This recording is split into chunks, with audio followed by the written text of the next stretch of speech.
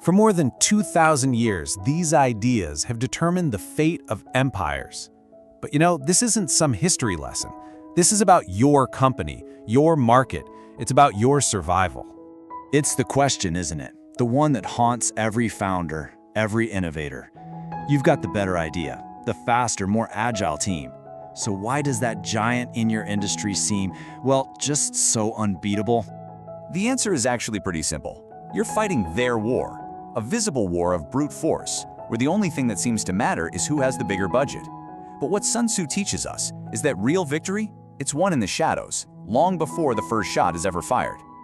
And this brings us to the first immutable law. To win, you have to master what your enemy can't see. You have to master the art of deception. Now, look very closely at this distinction. This isn't about lying. It's about shaping reality. It's about making your opponent waste all their energy, all their resources, fighting ghosts that you yourself have created. Sun Tzu understood human nature better than almost anyone. See, an arrogant opponent is a predictable one. When you appear weaker than you actually are, you're inviting them to underestimate you, to get complacent, and to expose fatal flaws in their own game plan. Make no mistake about it, the giants are watching you. Their teams, their analysts, they expect you to fight them on price, on features, head-to-head. So, let them. Give them the fight they expect to see. Let them think they've got you all figured out, while your true strength is growing somewhere they're not even looking. Think about this story. Marcia Serlin. She started a scrap metal company with just $200. A woman in a man's world.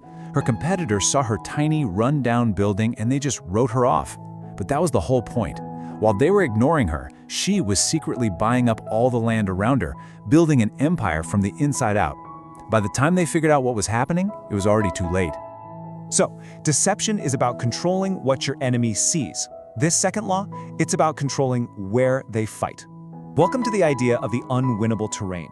Let's just be perfectly clear here. Taking on a giant on their home turf, it's suicide.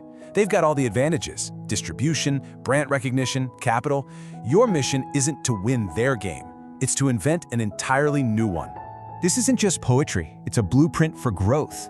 When you choose a terrain, a new business model, a specific niche that your competitor is literally unable to enter, you can expand without any resistance.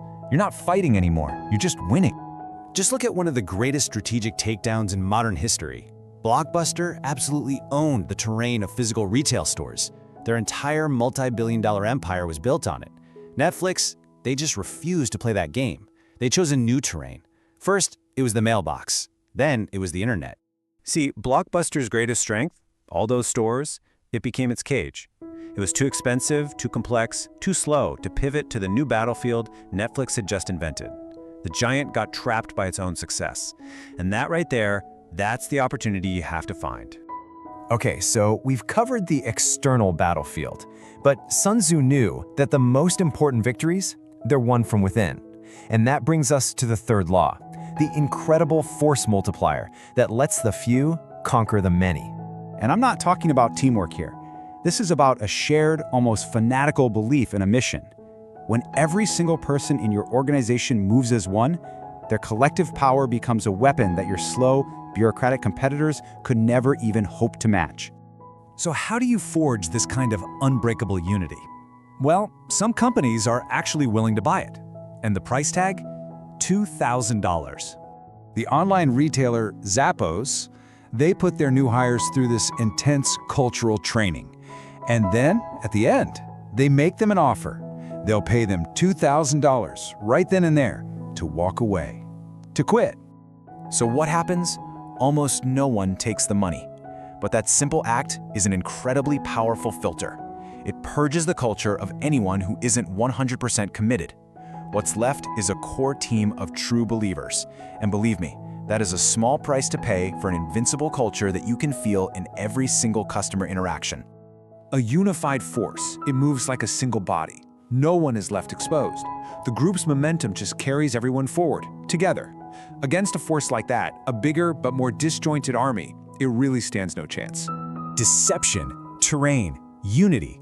3 ancient laws for your modern battlefield. The question isn't what are the rules anymore. The question is, how are you going to use them? You have to understand this. These are not trendy management theories from some new bestseller.